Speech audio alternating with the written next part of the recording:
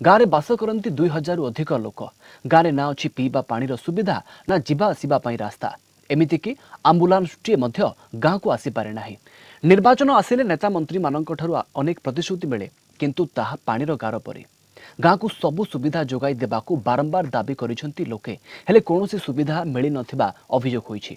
समस्यार समाधान नहेले लोके आगामी साधारण निर्वाचन रे भोट बर्जन करबाकू निष्पत्ति नैछंती।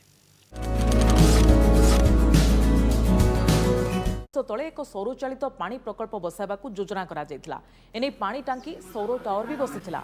यह सहित पूर्व बसिथिबा नलकूप को भी सौर टावर सह संयोग करा जायतिला। हेले किछि दिन चलिबा परे गला 6 मास ହେଲା प्रकल्पटी अचल होई पड़िछि।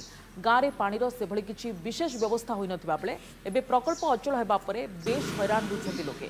एने सरपंचक समेत आरडब्ल्यूएसएस को बारंबार अवगत करा जायतिबा लोके कहिसंती। तेबे प्रकल्प बसाइथिबा संस्था को ए संपर्क रे अवगत करा जायतिबा जंत्री कहिसंती।